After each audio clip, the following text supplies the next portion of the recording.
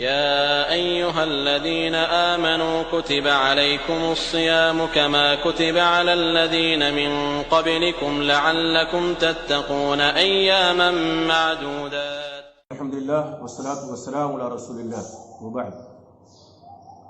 دروس رمضان کے تعلق سے آج کا یہ چھٹا درس ہے. اس درس میں ہم جانیں گے کہ روزے کی حکمت کیا ہے.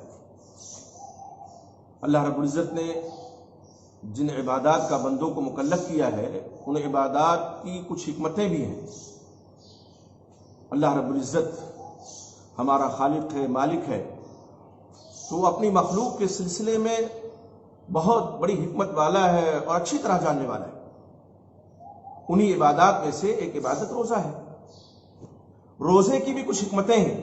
آئیے ہم بعض حکمتوں کو جان لیں کہ روزے کی حکمتیں کیا ہیں. اللہ رب العزت نے روزہ جو ہمارے اوپر فرض کیا ہے تو اس کی حکمت کیا ہے، اس کی حکمتیں کیا ہیں، کچھ کو ہم جان لیتے ہیں.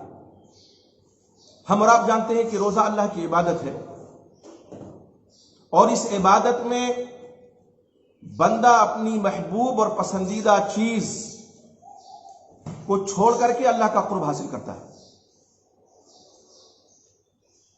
یہ بہت بڑی حکمت ہے کہ ہم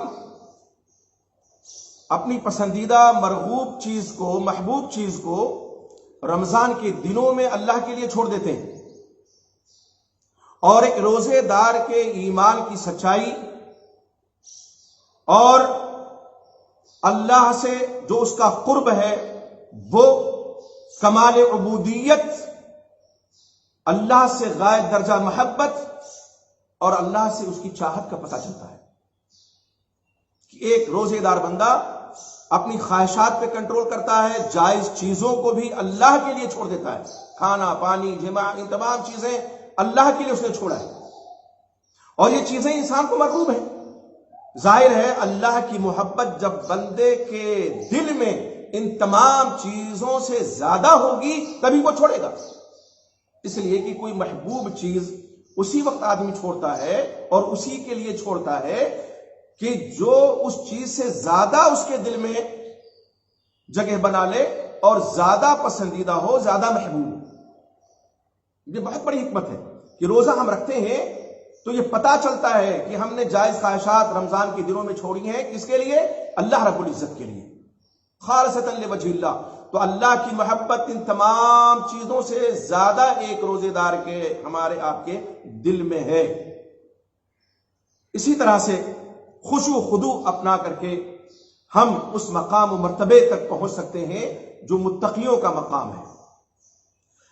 روزہ کی حکمتوں میں سے ایک حکمت یہ بھی ہے کہ بندہ تقوی شعار بن جاتا ہے. اس کے دل کے اندر اللہ کا خوف، اللہ کی خشیت، اللہ کا تقوی بچ جاتا ہے.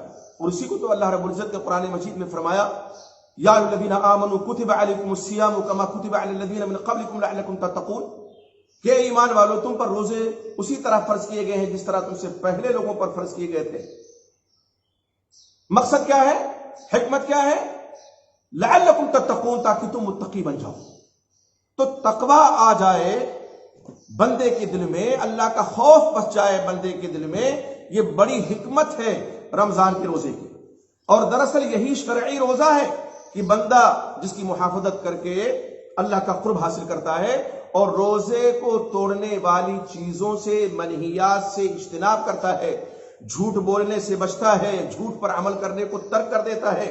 جیسے کہ اللہ کے نبی محمد رسول اللہ صلی اللہ علیہ وسلم نے فرمایا، من لم يدع قول الزور والعمل به فليس لله حاجة في ان يدع طعامه وشرابه. صحیح بخاری کی حدیث ہے کہ جو شخص جھوٹ بولنا، جھوٹ پر عمل کرنا نہ چھوڑے تو اللہ کو کوئی ضرورت نہیں ہے اس بارے میں کہ وہ اپنا کھانا اور پانی چھوڑ دے. کوئی ضرورت نہیں اللہ کو. اللہ ہم سے ہمارا کھانا نہیں چھڑوانا چاہتا، اللہ ہم سے ہمارا پانی نہیں چھڑوانا چاہتا، اللہ ہم سے ہماری جائز خواہشات کو نہیں ترک کروانا چاہتا. اللہ کا مقصد کیا ہے؟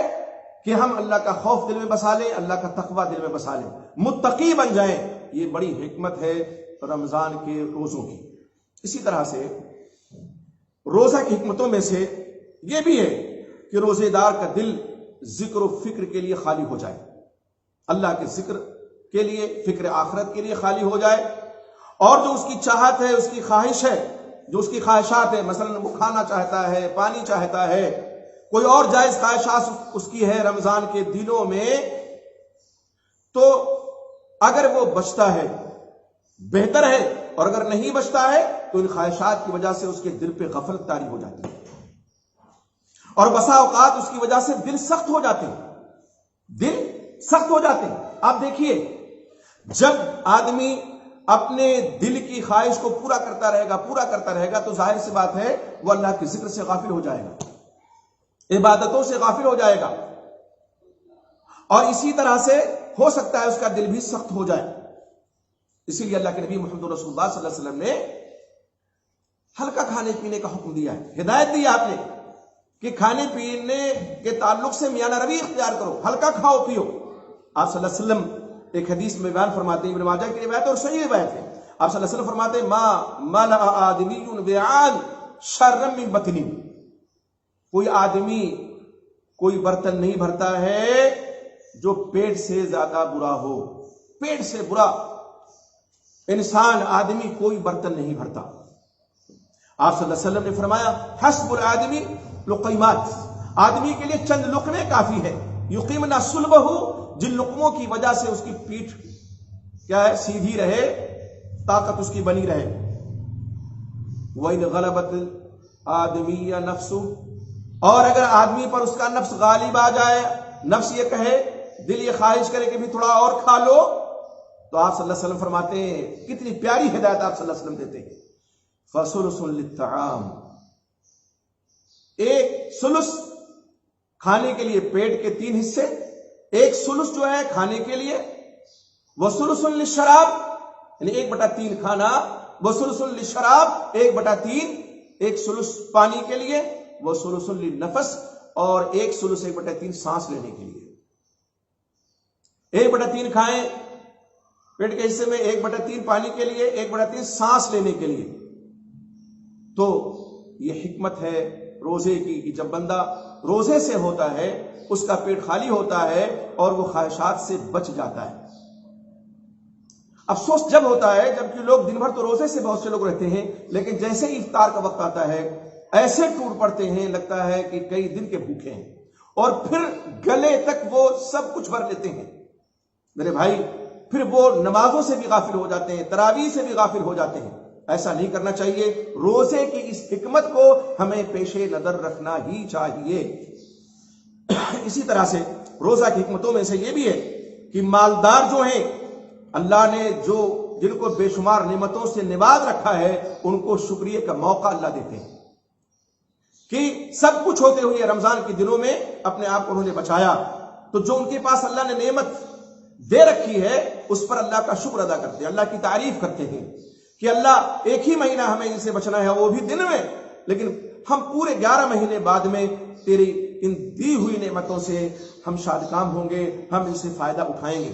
اسی طرح سے ایک مالدار جب بھوکا رہتا ہے تو اپنے جو مسلم غریب بھائی ہیں، مفلس ہیں، نادار ہیں، اور یتیم ہیں، بیوہ ہیں جو عورتیں، ان کا وہ خیال رکھتا ہے، اس کو احساس ہوتا ہے کہ میں آج دل میں بھوکا ہوں تو ہمارے کتنے ایسے بھائی ہیں جو بھوکے ہوں گے، پھر ان کی وہ خبرگیری کرتا ہے، پھر ان کو اس طرح سے نوازتا ہے کہ وہ فقر و محتاجگی کا شکار نہیں ہو پاتے، محتاجگی سے بچ جاتے ہیں، فاقہ کشی سے محفوظ ہو جاتے ہیں، اور اپنے رب کو راضی کرنے کے لیے شکر گزار بندہ بنتا ہے، وہ شکریہ ادا کرتا ہے، اللہ کی تعریف کرتا ہے، اللہ رب العزت اس سے راضی ہو جاتا ہے۔